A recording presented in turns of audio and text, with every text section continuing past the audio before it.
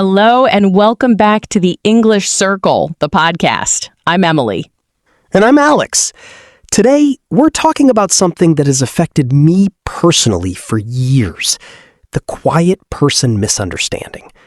You're in a group conversation. Everyone is chatting, laughing, sharing stories. You have things to say. But by the time you've translated the thought in your head, the moment is past. So you stay quiet. And people start to assume things about you. They think you're shy or unfriendly or bored or even stuck up. They don't realize that inside your head, you're processing, thinking, wanting to join, but the words aren't coming fast enough. Yes, I've been called quiet my whole life in English settings. People tell me, you should speak up more, or are you okay? You seem sad. I'm not sad. I'm not shy. I just need more time to find my words. My personality is warm and talkative. In my native language, in English, people meet a different version of me. And they misunderstand. Today, we're going to name this experience, validate it, and give you the language to explain yourself, to others and to yourself. You'll learn how to communicate that you're not shy, just processing. And you'll learn how to advocate for your communication needs without embarrassment. Because being quiet doesn't mean you have nothing to say. It often means you have so much to say that you want to say it right. Alex, let's start with the emotional cost. What happens when people mistake your language processing for personality? You feel invisible. You feel judged. You start to believe maybe you are too quiet. You try harder to speak faster, and then you make more mistakes. It's a cycle. And eventually, you might just give up and stay silent. That cycle is painful, and it's completely unnecessary. The first step is understanding. Your silence is not a personality flaw. It's a language processing speed issue, and that can be managed. To explain what's happening inside your head, use the process framework. It helps you and others understand the gap between your thoughts and your speech. Process? I love it. P. Processing time. Your brain needs extra seconds to translate and formulate. R. Rich inner world. You have complex thoughts. They just take longer to output. O. Observation mode. You're listening carefully, not checked out. C. Cultural and linguistic load. You're managing 2 languages at once. E. Energy drain. Speaking in a second language is exhausting. S. Self-consciousness. You want to speak correctly, so you pause. S. Silence is not emptiness. Silence means you're thinking, not that you have nothing to say. This describes me perfectly. Can I print this and hand it to people? In your native language, your brain goes thought, words. In English, it goes thought, translate, check grammar, words. That takes time, sometimes 2 or 3 seconds. In a fast conversation, that's an eternity. And by the time I'm ready, the topic has changed. Exactly. This is not shyness. This is a neurological reality of bilingualism. People who are truly shy often have less to say. That's not you. You have opinions, jokes, stories. They're just queued up behind a slower processing system. I wish people could see inside my head for 1 minute. They'd see I'm not quiet at all. That's the tragedy of the misunderstanding. Your silence hides a very lively mind. You're not just thinking about words. You're thinking about, is this polite? Is this idiom correct? Did I pronounce that right? Am I making cultural sense? That's a huge cognitive load. Native speakers don't have to think about any of that. Their brain is on autopilot. Yes, so give yourself credit.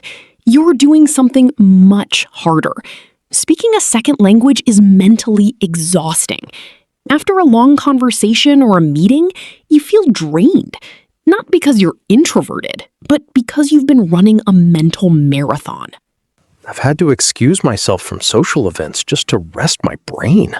Here are phrases to help others understand your quietness. When someone says, "You're so quiet," I'm not shy. I'm just processing. English takes me a little longer to speak. I have a lot to say, but by the time I translate, the moment has passed. I'm actually quite talkative in my native language. English just requires more focus from me. When you need more time in a conversation, I'm still thinking about that. Give me a second. I have a thought, but let me find the words. When you want to rejoin after being quiet. Sorry, I was just listening. I'd like to add something now. These phrases turn my quietness from a problem into an explanation. Here's another framework to help you speak up about your needs. QUIET. QUIET. Reclaiming the word. Q. Question your assumption. Are you really shy or just processing? U. Use I statements to explain. I need a moment to think. I. Identify your communication style. I'm a thoughtful responder, not a fast talker. E. Educate gently. In English, I need a little extra time. T. Take space without apology. Silence is allowed. You don't have to fill every gap. I'm a thoughtful responder, not a fast talker?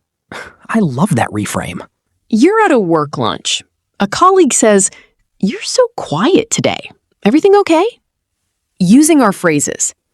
"Thanks for checking in. I'm actually fine, just focusing. English takes me a little longer to speak, so I listen more than I talk. But I'm enjoying the conversation." Colleague. "Oh, I see. Well, feel free to jump in anytime." "I will, thank you. What were you saying about the project?" Perfect. You explained without defensiveness and redirected. You're in a meeting. The facilitator says, "Let's go around and share ideas." I'd like to participate. Just so everyone knows, English is my second language, so I might need a few extra seconds to gather my thoughts. I appreciate your patience. Facilitator. Of course. Take your time. Setting expectations up front removes pressure and judgment. You've been quiet for a while. The group moves to a new topic you have an opinion on. Sorry to jump in. I was just listening, but I have a thought on this. Go ahead. I think we should consider... A simple phrase reconnects you without apology for the silence. Let's look at unhelpful responses. Mistake 1. Internalizing the judgment.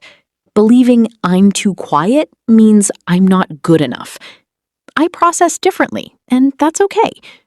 Mistake 2. Forcing yourself to speak faster.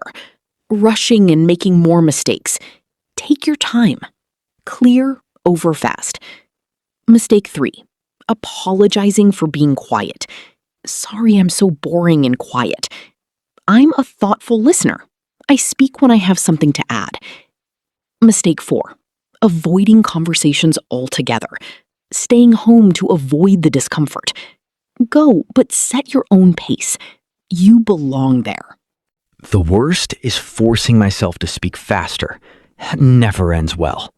If you have quiet colleagues or friends who are English learners, here's how to support them. Do.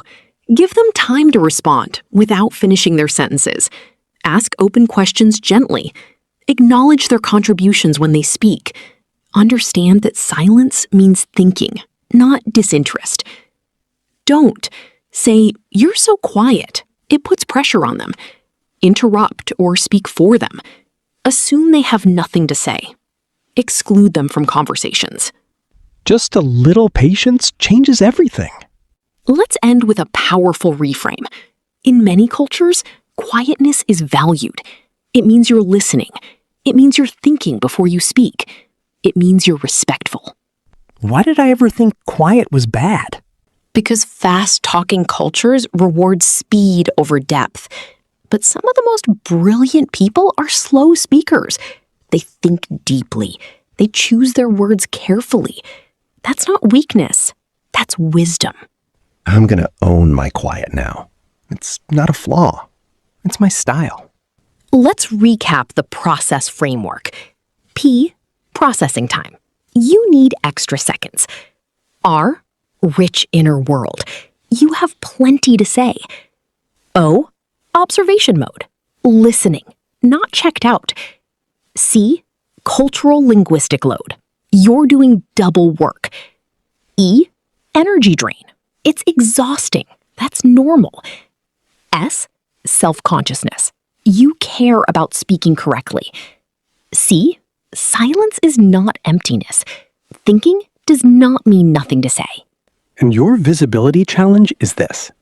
This week, in one conversation, explain your quietness using one of our phrases. Say, I'm processing, or English takes me a little longer. Notice how people respond. You might be surprised how understanding they are. Alex, what's your new response when someone says, "You're so quiet"? I'm not shy. I'm just processing. English takes me a little longer. It's honest and confident. Beautiful. Listeners, now it's your turn. In the comments, share a time you were misunderstood as quiet or shy when you were really just thinking. What happened? What do you wish you had said? If this episode helps you feel seen, share it with a friend who might misunderstand their quiet colleague or classmate. Subscribe to the English Circle for more episodes that go beyond grammar into the heart of communication. Remember, your silence is not emptiness. It's often fullness, waiting for the right words to carry it. Speak in your own time, and we'll see you next time.